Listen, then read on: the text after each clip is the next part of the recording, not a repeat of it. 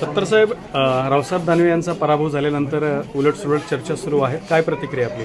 नाही, मला असं वाटतंय का आम्ही युतीचा धर्म पाळला. आमच्या सर्व लोकांनी, कार्यकर्त्यांनी, अनेक लोकांनी कामं केली, परंतु काही कार्यकर्त्यांमध्ये नाराजगी होती आणि त्या नाराजगीचा मतामध्ये ती फक्त माझ्या एकट्या मतदारसंघात नव्हती. भोकरदनमध्येही आपण पाहिलं तर 1400 मतांनी भोकरदनची एकटा नावाची लोकसभाही असती तरी 1400 मतांनी ते पराभूत झाले असते. म्हणजे प्रत्येक तालुक्यामध्ये कुठं 20,000, कुठं 30,000, कुठं 40,000 अशा पद्धतीने ते मायनस झालेले आहे.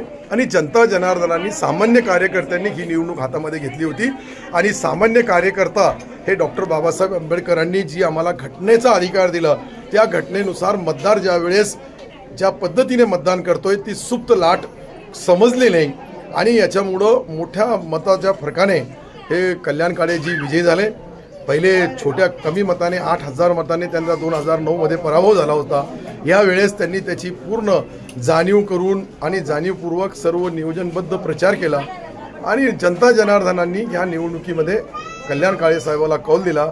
माझी नवनिर्वाचित खासदारांना हीच विनंती राहील की शेवटी माझा पक्ष शिवसेना आहे, त्यांचा काँग्रेस आहे, मी आमदार आहे, ते खासदार आहे, मी मंत्री आहे, ते खासदार म्हणून आपण या मतदारसंघाच्या लोकांनी जे त्यांचा मताचा कौल दिला त्या मताचा कौलाचा विकासाच्या माध्यमातून कल्याण काळे हे आपला कर्तव्य 5 वर्षाचा अनुभव होईल त्यांना. आणि या 5 वर्षामध्ये काय काम करतात, कसं काम करतात, कशा पद्धतीने करतात, तोही अनुभव जनता जनार्दनच्या समोर येईल. आणि कल्याणराव सारखा एक शिकलेला डॉक्टर या मतदारसंघामध्ये आमच्या विधानसभेमध्ये बोलताना, काम करताना मी फार जवळून त्यांना पाहिलेलं आहे. म्हणून त्याचा फायदा निश्चित या जालना लोकसभा मतदारसंघात होईल अशी माझी अपेक्षा आहे. नाही, तो फंक्शन म्हणजे रावसाहेब दानवे साहेबाला बोलवणार, मी त्यांना विनंती करणार आणि आदरणीय कल्याण काळे साहेबालाही विनंती करणार. आणि 2 महारथी एक जागेवर येतील आणि 2 महारथीच्या साक्षीने लाखो लोक असतील. तुम्ही पहा, तो कार्यक्रम एक असा आगळा वेगळा होईल का या कार्यक्रमाची रूपरेषा आणि दिशा, मी जे बोलू लागलो, मी काही फार मोठा पुढारी नाही आहे, एक सामान्य कार्यकर्ता आहे.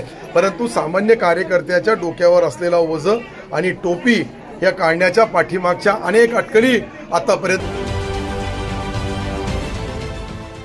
देश विदेशातील प्रत्येक घडामोडींचे लाईव्ह अपडेट मिळवण्यासाठी आता साम टीव्हीच्या सर्व सोशल मीडिया प्लॅटफॉर्मला लाईक, फॉलो आणि सबस्क्राईब करा.